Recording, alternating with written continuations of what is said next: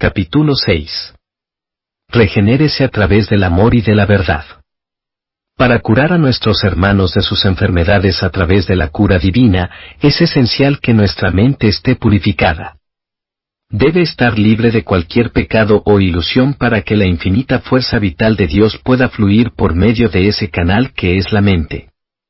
Cuando así fluye en nosotros la infinita fuerza vital de Dios, librándonos de todo el desaliento espiritual, falta del aliento espiritual de la gran vida, desaparecerán, súbita o gradualmente, las enfermedades y todas las demás infelicidades. Por otro lado, si nuestra mente está cerrada por la ilusión y obstruida por el pecado, no conseguiremos ser un canal por el cual fluya el agua vital de Dios hasta el paciente y la enfermedad, difícilmente, será curada. Regeneración a través del amor. Leyendo la Biblia encontramos palabras con el siguiente sentido: si no eres capaz de amar a tu hermano que puedes ver, ¿cómo serás capaz de amar verdaderamente a Dios, que no puedes ver? Siendo Dios, amor, no conseguiremos comprenderlo verdaderamente si no poseemos un profundo amor. Es más, solo será posible afinar el ritmo de la vida del enfermo a través del perfecto ritmo de la vida de Dios que tenemos en nuestro cuerpo, si poseemos en nuestro corazón un amor realmente profundo. El hombre verdadero es, originariamente, hijo de Dios, o sea, posee naturaleza divina, es exento de enfermedad. Por lo tanto, una persona enferma está con seguridad confinada en una jaula de la ilusión, creada por su propia mente. Y, probablemente, se recluyó en esa jaula de la ilusión porque cree que el ser humano es insensible. No solamente el ser humano, sino que también piensa que la vida es insensible, que Dios es insensible. Ve como si cada vida, cada hombre, viviese separadamente de sus semejantes y deduce que Dios no existe. O, entonces, aunque admita la existencia de Dios, no consigue sentir que la ligazón entre Dios y el hombre es de amor de padre e hijo, viendo apenas el lado cruel del castigo divino o de la ira divina. Por este motivo, en el interior de su mente hay carencia de amor y de calor humano. Ve como si entre un hombre y otro no hubiese ninguna relación, existiendo apenas hostilidad. No consigue sentir la ligazón, amor, perfecta que hay entre todas las cosas del universo, que se mueven a su alrededor para darle felicidad, de la misma forma, que todos los astros giran en perfecto orden en torno de una estrella central. Esa mentalidad, ese modo equivocado de pensar que la esencia del hombre sea algo aislado, sin ligazón alguna con los demás, es que se manifestó en la forma y se volvió un cuerpo enfermo. Por eso, para curar la enfermedad, es primordial, antes de todo, retirar de la mente del enfermo la errónea idea preconcebida de que el hombre es un ser aislado y solitario. Para conseguir esto, es necesario hacerle comprender, mentalmente, la relación existente entre Dios y el hombre. Pero, antes se le debe mostrar a través del amor concreto, palabras repletas de amor, de aliento, de bondad, de ánimo y de alegría, que el ser humano no vive solo, de forma aislada con su pequeña fuerza. Al demostrarle, claramente, amor fraternal como si pudiese tocarlo con las manos, el enfermo sentirá, nítidamente, ese amor fraternal, el amor de Dios. De este modo, se abrirá en su corazón la puerta para la entrada de la verdadera fuerza curadora que viene de Dios. En el plano de la imagen verdadera de la realidad, todos los seres son una sola vida y están unidos por una relación armoniosa, por el amor, sin odio, ira o celos, ya que estos sentimientos no existen originalmente. Estos sentimientos negativos existen, apenas, fenoménicamente, cuando no está manifestada la imagen verdadera de la realidad, en la cual todos los seres están unidos en armonía, en una sola vida. Por consiguiente, los sentimientos negativos surgen del desconocimiento de la imagen verdadera, o sea, de la ilusión. Cuando esos sentimientos negativos se reflejan en el espejo de la mente llamado cuerpo carnal, ocurre una alteración en los elementos físico-químicos de la sangre. En otras palabras, la ilusión mental se proyecta en el cuerpo carnal y provoca alteración en la composición de la sangre. Esto sucede, exactamente, como lo relaté en el volumen 7 de esta colección La verdad de la vida, vida cotidiana, el modo de vivir del hogar del progreso infinito, capítulo 10, titulado Domine su mundo mental. Todo lo que existe está en armonía, todos somos un solo ser. El sentimiento que nace de esta verdad es el amor. Por eso, para dominar los sentimientos negativos y la consecuente enfermedad que es su reflejo físico, que surgen del concepto opuesto, o sea, de la ilusión de que todo existe aisladamente y que todos luchan unos contra otros, lo mejor que puede hacer quien está cerca del enfermo es demostrarle amor verdadero a través de palabras y actitudes cariñosas. O, entonces, sería bueno que el propio enfermo se dedicase a algo. Al menos en relación al trabajo, será bueno amarlo realmente y dedicarse apasionadamente a él. De este modo, es común que desaparezcan los sentimientos negativos que estaban hasta entonces, produciendo toxinas en la sangre. Consecuentemente, la sangre quedará libre de esas toxinas y la enfermedad será curada. La enfermedad se cura al perdonar al otro. Henry Ford, el magnate de los automóviles, acostumbraba tener siempre a su alcance decenas de ejemplares de un libro del movimiento Nuevo Pensamiento, titulado En armonía con lo infinito.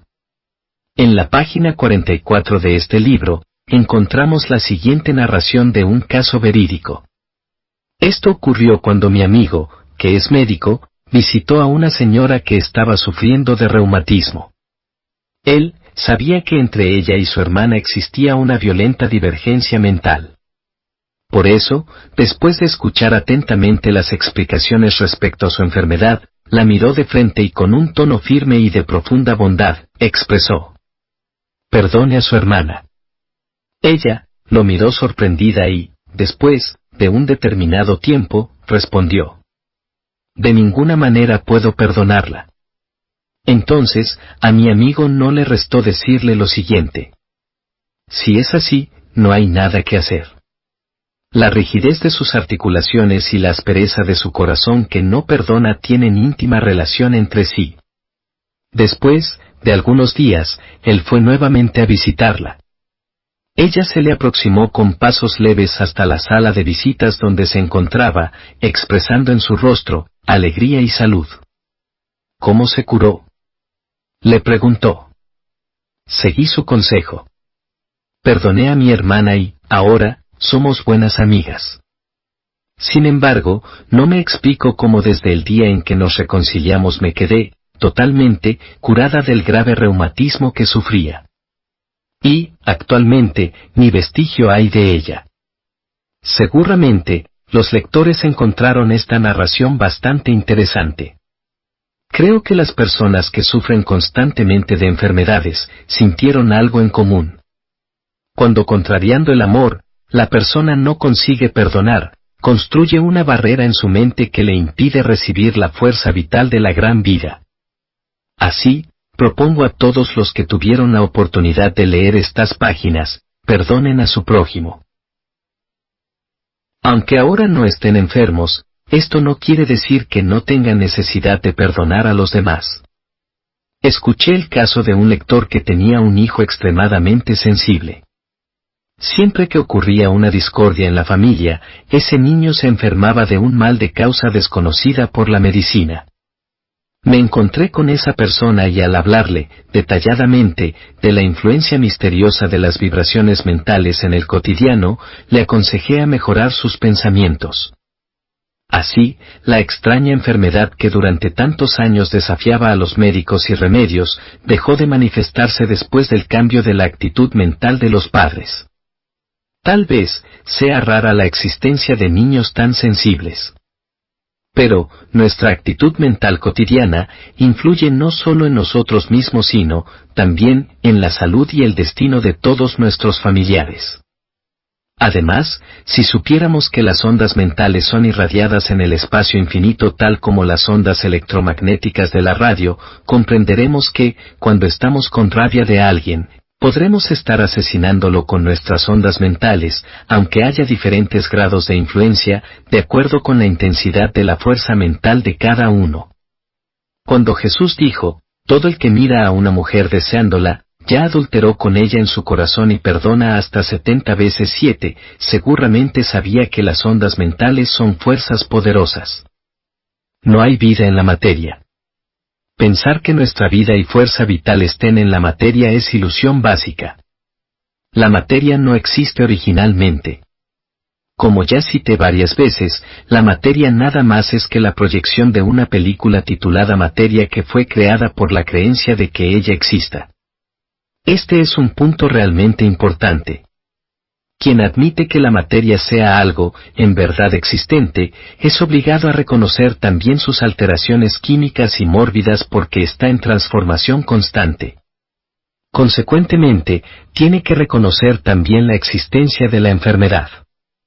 Si la enfermedad tuviese existencia verdadera, sería inevitable que viniésemos a temerla como se teme a un asaltante. Sería natural que cualquier persona sintiese miedo de ella, pues sería una temible asesina. Sin embargo, la materia no existe originariamente.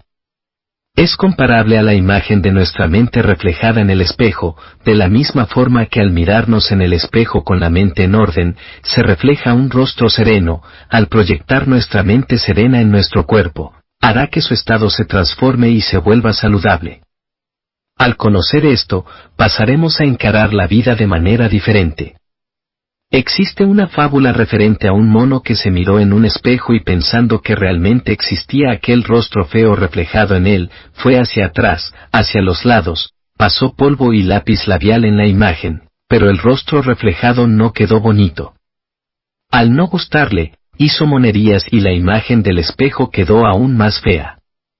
Encontró eso muy extraño, y pensando bien, percibió que dentro del espejo no había nada, que la figura que parecía estar ahí era la imagen de él que estaba del otro lado. Lo encontró original y sonrió.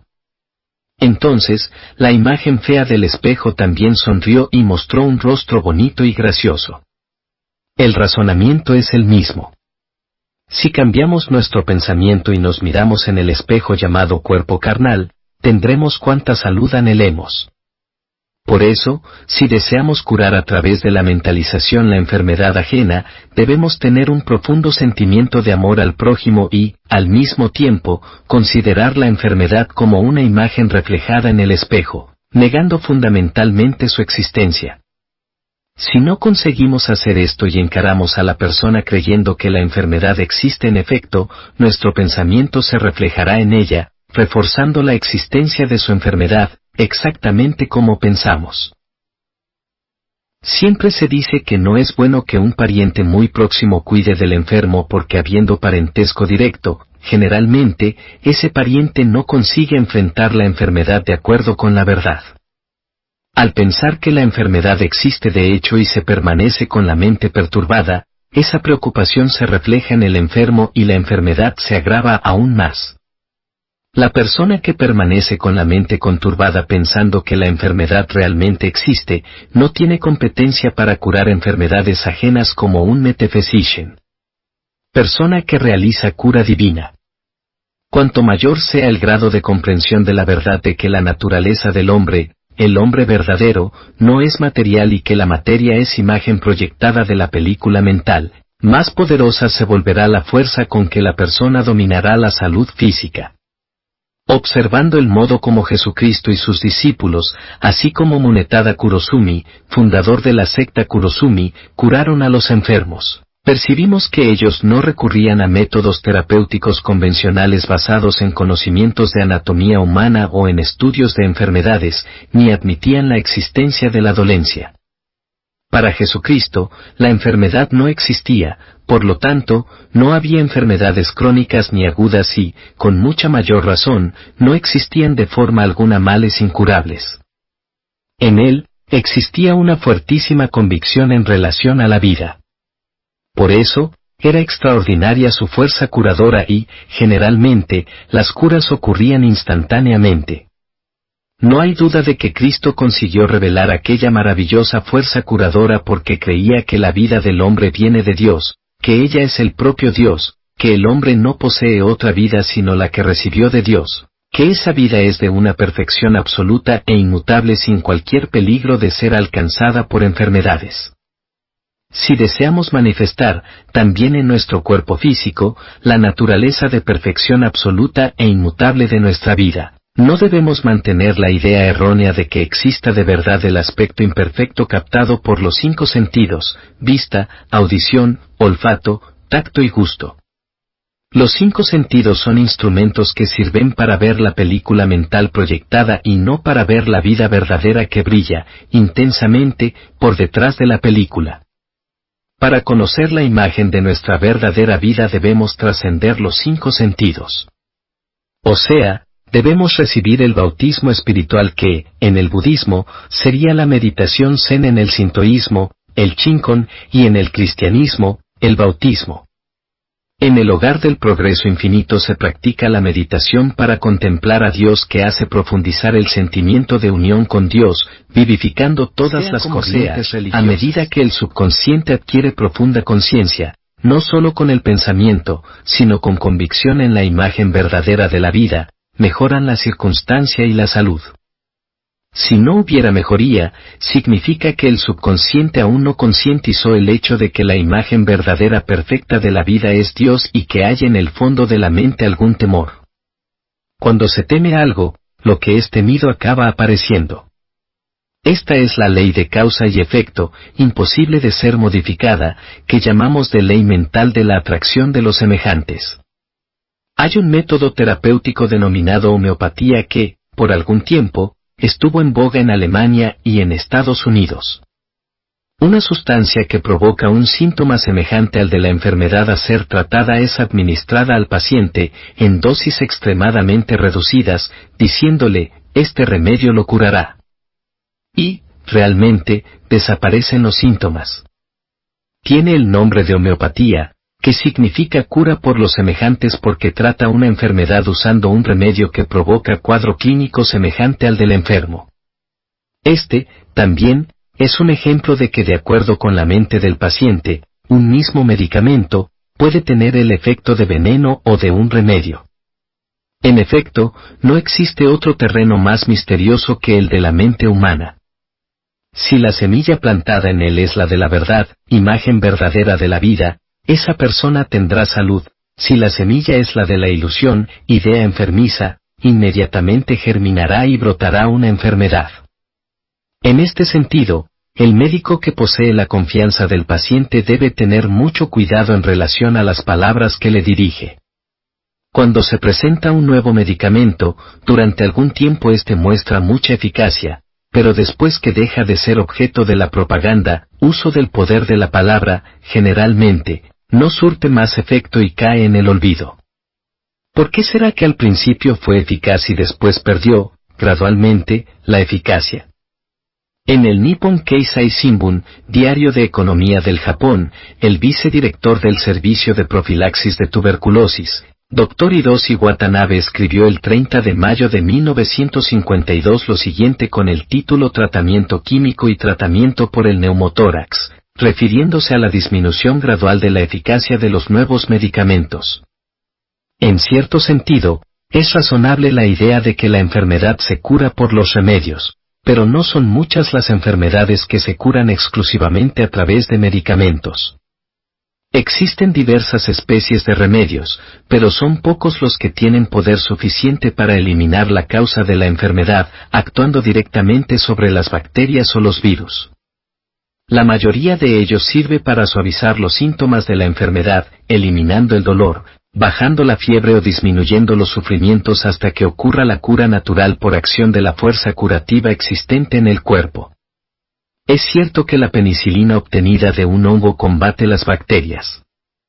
Aún resta saber si su efecto es bactericida o, apenas, inhibidor de la proliferación de bacterias. El bacilo de la tuberculosis es diferente del bacilo de la neumonía, siendo mucho más resistente a los productos químicos. Con la aparición de la penicilina, la neumonía dejó de ser una enfermedad tan temible como lo era antes. No sucede lo mismo con la streptomicina. Desde tiempos remotos, aparecieron innumerables remedios para combatir la tuberculosis y todos fueron quedando olvidados. En casos extremos y cuando no provocaban efectos colaterales, eran utilizados así, fuesen o no eficaces. Actualmente, es diferente. Poseemos eficientes medios experimentales para verificar si un medicamento es o no eficaz contra la tuberculosis. Actualmente, el hidrácido del ácido isonicotínico fue aprobado como eficaz. Sin embargo, se pensaba que la tuberculosis sería curada con el descubrimiento de la streptomicina. Pero, esto duró poco. Al ampliarse el uso de este antibiótico al campo de la cirugía pulmonar, se comprobó que no era tan efectivo como se divulgaba. Esto demostró que aún está lejos el día en que la tuberculosis pueda ser curada con la ayuda de un tratamiento químico. Este es el pensamiento más reciente respecto al tratamiento químico medicinal de la tuberculosis.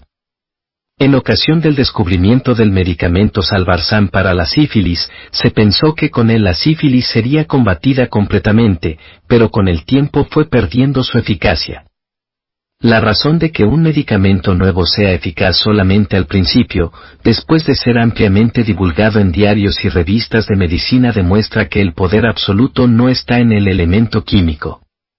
Como si estuviese de moda, tanto el médico como el paciente creen que sea eficaz por ser nuevo, y cuando los diarios y revistas refuerzan su eficacia por la fuerza de la palabra, es cada vez más insinuada la creencia en él. En efecto, al fortalecer esta creencia, el medicamento se vuelve más útil. En la época del descubrimiento de un remedio, las personas lo exaltan con palabras.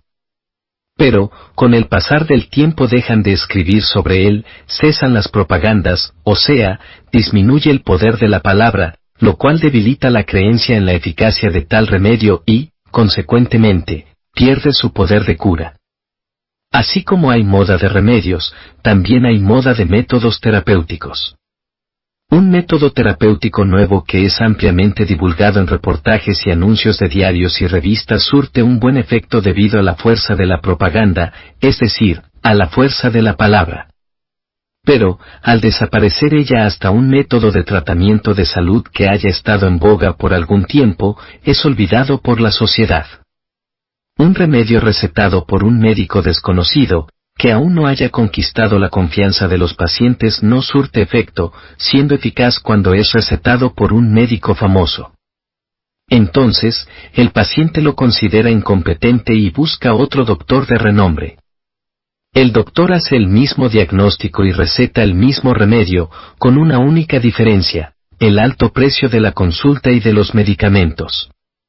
Por ser un remedio caro, recetado por un famoso doctor, el paciente confía en su eficacia y esa confianza cura la enfermedad. La confianza es un argumento mental. Cualquier médico conoce el remedio adecuado para cada enfermedad, pero la diferencia entre un buen médico y uno mediocre está en la habilidad de conquistar la confianza del paciente. Existen cirujanos con mayor o menor habilidad quirúrgica, pero lo que restablece al paciente es su propia capacidad de cura natural, la cual varía de acuerdo con la actitud mental de cada persona. Por consiguiente, se comprende que no es la materia que produce efecto en la cura de una enfermedad, sino la mente. El cuerpo físico solo contiene el efecto y no la causa. El médico común trata de descubrir en qué condiciones está la salud de la persona, midiendo el pulso, observando la respiración, midiendo la presión arterial, examinando la lengua y otras partes del cuerpo. Sin embargo, como el cuerpo físico es sombra de la mente, por más que lo examine, solamente encontrará efectos y no la causa. El estado físico del paciente revela solamente lo que existe en su mente. Si un lego lee tesis sobre enfermedades, manuales de práctica médica, comentarios de métodos terapéuticos o libros de medicina casera, tendrá el mismo efecto que un niño que escucha historias de terror en la oscuridad. Escuchando historias de fantasmas en la oscuridad, donde nada se ve, se queda asustado y creyendo que el fantasma imaginario pueda aparecer en cualquier momento, comienza a gritar y a llorar.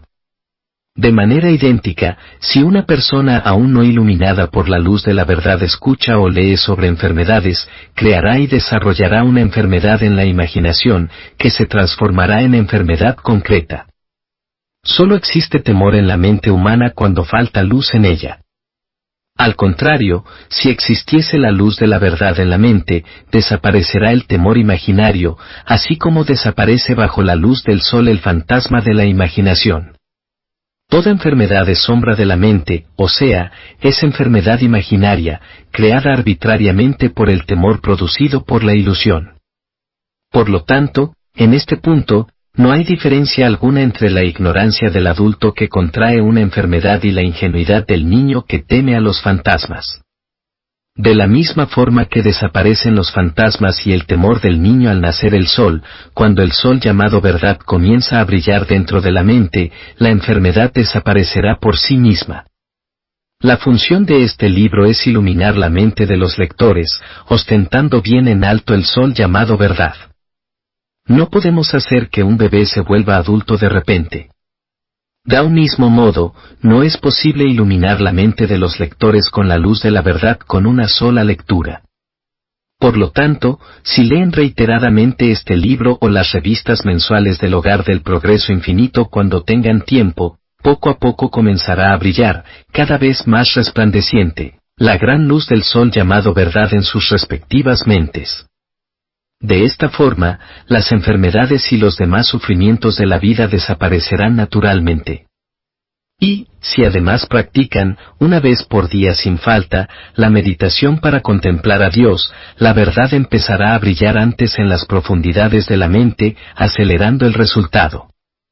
En cuanto a la manera de practicar esa meditación, escribo detalladamente al respecto en el volumen 8 de esta colección La Verdad de la Vida, titulado Práctica Contemplativa. Por consiguiente, busquen practicarla después de la lectura. Señores, no piensen que la mente está en la parte física llamada cerebro. No piensen que la capacidad de digerir alimentos está en la parte física llamada estómago. La mente se volvió compleja y, por eso, la constitución del cerebro también se volvió compleja, proyectando, entonces, su complejidad. No fue el cerebro que se volvió complejo antes de la mente. Es pensando que la comida está sabrosa, que el estómago segrega jugo gástrico y procesa una buena digestión. Sin embargo, pensando que la comida está fea, o estando con el ánimo exaltado y sin apetito, sea cual sea el alimento ingerido, difícilmente habrá secreción de jugo gástrico y buena digestión. La ignorancia. Si comprendemos, radicalmente, la verdad de la vida, la imagen verdadera de las existencias, pregonada por el Hogar del Progreso Infinito, no solo dejaremos de contraer enfermedades, sino también mejoraremos nuestro carácter, nuestro ambiente y nuestro destino. No es que necesitemos mejorar, ya que siendo originalmente hijos de Dios, creados por Dios, ya somos buenos y perfectos, desde el principio. Pero ese bien que estaba oculto, pasará a manifestarse progresivamente. Pecado e ilusión son, al final, la misma cosa. Encubrir y ocultar el bien originario con la ilusión, ignorancia, es pecado, es ilusión, puesto que surge del desconocimiento de la verdad, o sea, de la ausencia de la sabiduría verdadera. No hay en este mundo pecado, encubrimiento, mayor que el de la ausencia de sabiduría. Todos los pecados son cometidos debido a la falta de sabiduría verdadera. Consta en una sutra que, cierto día, un discípulo de Sakyamuni, le preguntó: ¿cuál es el pecado más grave, el cometido conscientemente o el que es producto de la ignorancia? ¿Quién sufrirá mayor quemadura? Replicó Sakyamuni: aquel que toma una barra de hierro sabiendo que está caliente o aquel que lo hace sin saber. Mire, maestro, no hay duda de que será mayor la quemadura de aquel que la toma sin saber que está caliente, respondió el discípulo. Eso mismo. Por ello, el pecado cometido en la ignorancia es más grave que el cometido conscientemente, concluyó sonriente Sakyamuni. Por consiguiente, ignorar la verdad es el gran pecado, encubrimiento, origen de todos los pecados. La luz de la verdad no penetra en la mente encubierta por la ilusión y en esa oscuridad mental abundan monstruos que ni siquiera existen.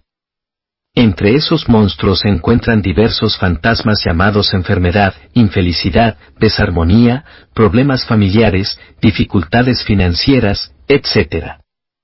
De la ausencia de la sabiduría verdadera es que surgen la falta de libertad y la imperfección.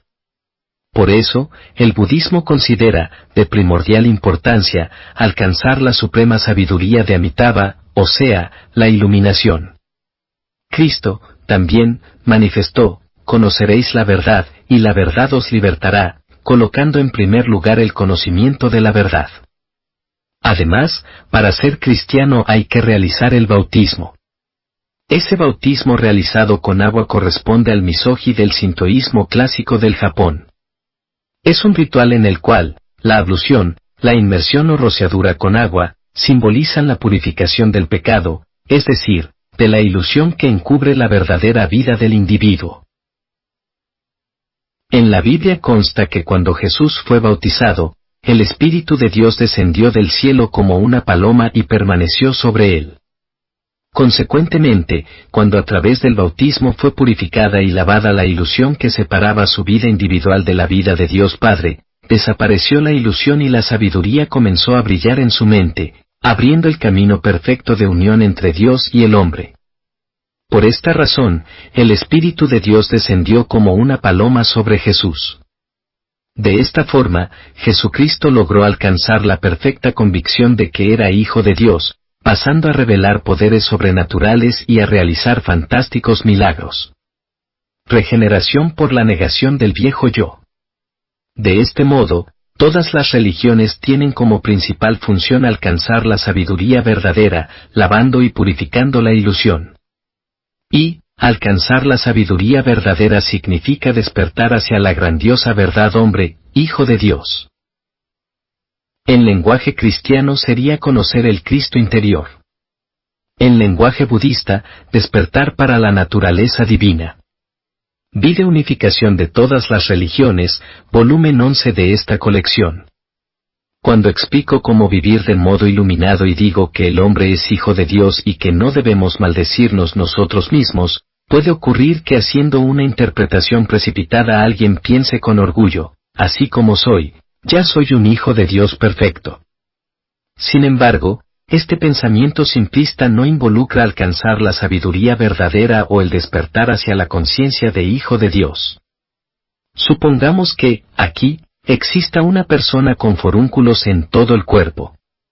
Aprendiendo que el hombre es hijo de Dios, ella deduce que su cuerpo lleno de forúnculos sea el cuerpo perfecto de un hijo de Dios y comienza a vanagloriarse de ese cuerpo imperfecto, diciendo, es la imagen perfecta de un hijo de Dios.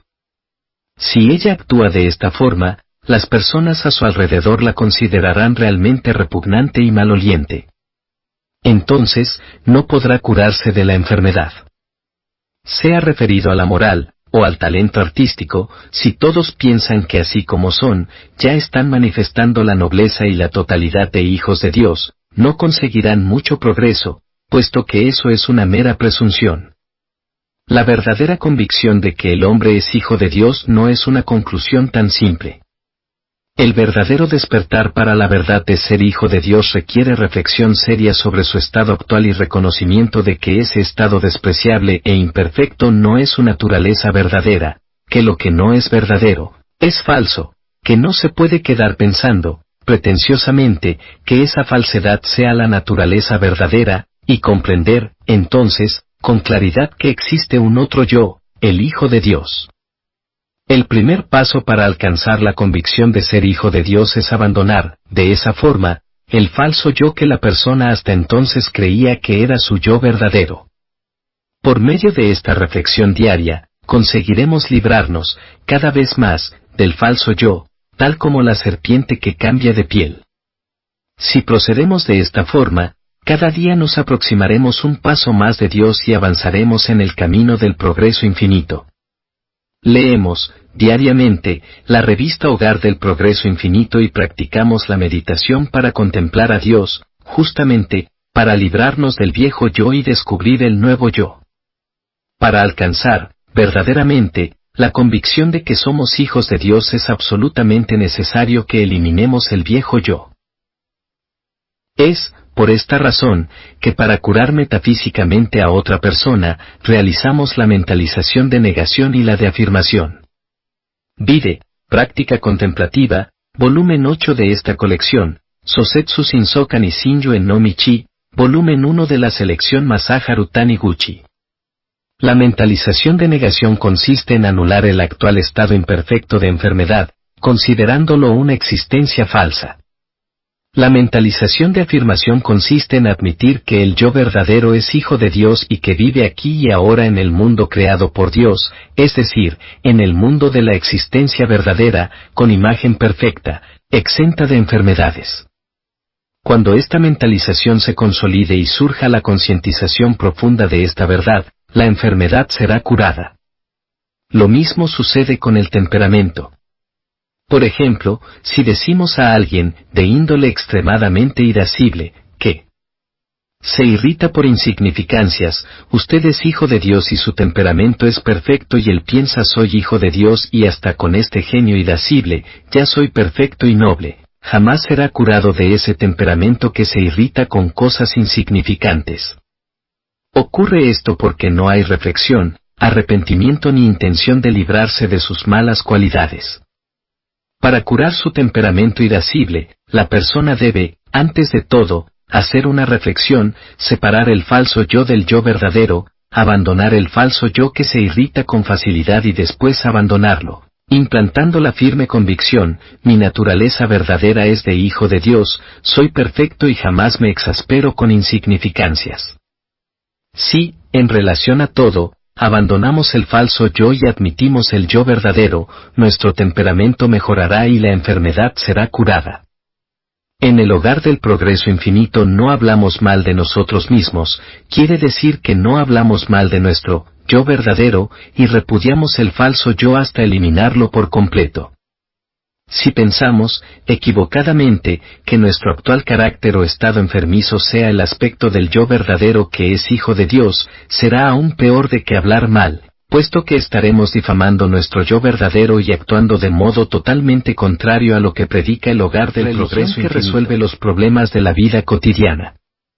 El yo verdadero es hijo de Dios, es naturaleza búdica, es verdad y es la única realidad. El falso yo, el yo enfermo, el yo de mal carácter, por más real que aparezcan, son ilusiones diseñadas por la mente que surgen como espejismos en el espacio, no existiendo en realidad.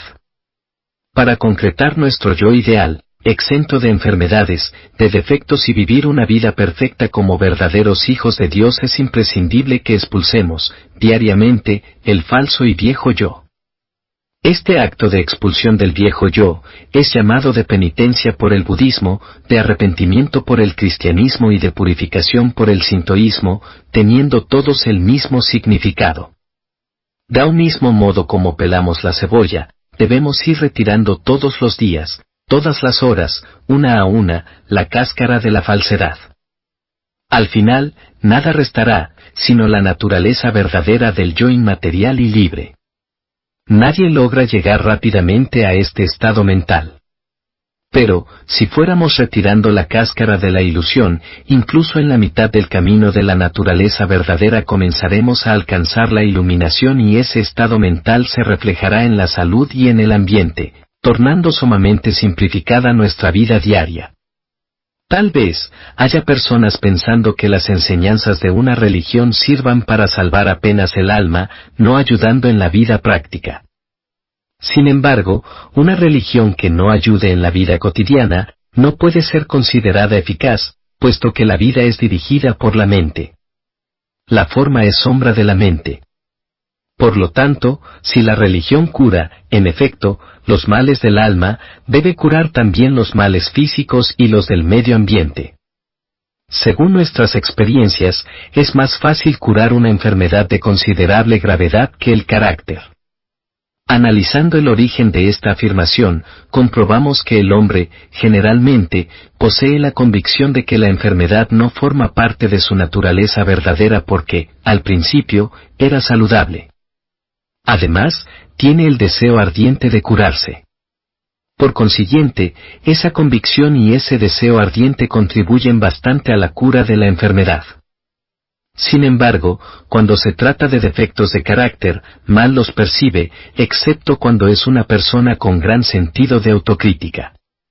Con un carácter de nivel inferior, piensa satisfecho y orgullosamente que es hijo de Dios, sin darse cuenta que está desvalorizando su yo verdadero, su condición de hijo de Dios. Por ello, ni piensa en mejorar su temperamento y, engañándose a sí mismo, generalmente, cae en el equívoco de creer que ya no puede mejorar más. A esto se llama orgullo, presunción y constituye un serio obstáculo para la mejoría del carácter. Siempre se dice que, cuanto más virtuosa, santa y honrada es la persona, más percibe la gravedad de sus pecados porque atribuye a su yo verdadero un valor justo, sin la mínima concesión. Tal persona siente que en el nivel en que está, aún manifiesta un falso yo, lejos del valor real. Por otro lado, quien no posee relativa autocrítica es bastante vanidoso para afirmar que, a pesar del bajo nivel actual de su carácter, ya alcanzó el alto valor de su yo verdadero. De esta manera, no consigue apreciar correctamente su yo verdadero como hijo de Dios. Si tal individuo recibe orientaciones para respetarse a sí mismo, él se enorgullecerá de su actual estado indigno y solamente respetará su falso e imperfecto yo, disminuyendo el valor de su yo verdadero. Si desvaloriza el yo verdadero jamás alcanzará la verdadera convicción. Quien da alto valor a su yo verdadero, o sea, quien realmente respeta su carácter verdadero es aquel que siempre se autoanaliza y reconociendo que aún no alcanzó su estado ideal, se esfuerza, diariamente, para mejorar su carácter, consciente de que aún puede mejorar mucho. La enfermedad se cura al eliminar la arrogancia. Es muy bueno sentir verdadero autorrespeto. Sin embargo, la arrogancia del falso yo y el temor a enfermedades e infelicidades materiales son dos grandes obstáculos para el desarrollo de la naturaleza verdadera, es decir, para que el hombre obtenga la libertad verdadera.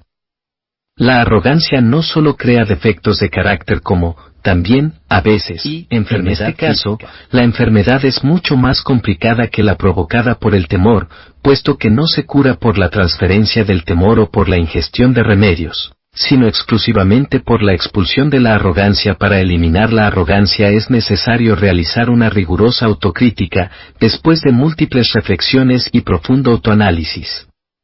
La ciencia mental y el psicoanálisis modernos descubrieron muchos tipos de enfermedades que se curan solo de hacer reconocer claramente al paciente, después de un análisis, la arrogancia oculta en su mente, el deseo de estar siempre en un nivel superior a los familiares, a su médico o a la sociedad, lo que lo lleva a permanecer en el nivel de la imperfección y a vivir siempre insatisfecho.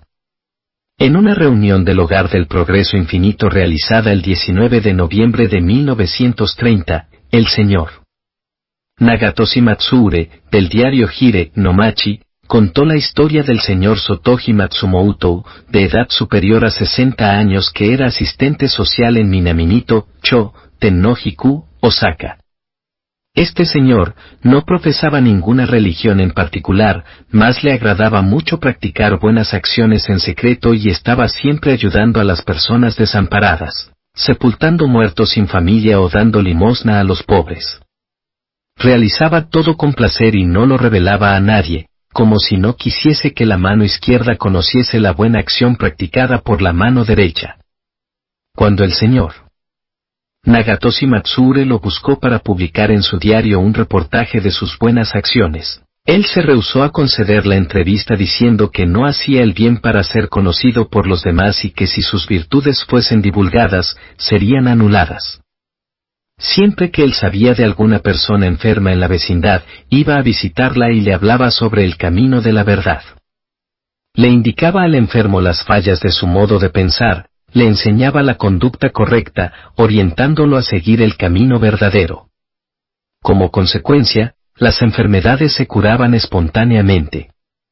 El número de personas curadas de este modo era muy grande, siendo imposible contarlas y la cantidad de tarjetas de agradecimiento recibidas llegaba a una altura de casi 15 centímetros, de acuerdo con lo que vio el Sr. Matsure. Los enfermos que se curaban le llevaban regalos en señal de gratitud, pero él los devolvía porque si los aceptaba, cancelaría la virtud almacenada en el cielo. Como la devolución permanente de regalos se volvió agotador, él desistió de curar a los enfermos, cuidando apenas de las personas desamparadas, ya que no existía el peligro de que le llevaran regalos.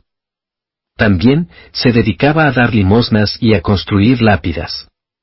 Resulta muy interesante comprobar cómo las enfermedades se curaban naturalmente cuando este señor hablaba del camino de la verdad a los enfermos, haciéndoles reconocer el error de su actitud mental. El método de cura por la predicación de la verdad de este señor y el psicoanálisis moderno demuestran que las enfermedades se originan de los pecados y de los errores mentales y se curan al eliminarlos. Esto nos sirve como buena referencia.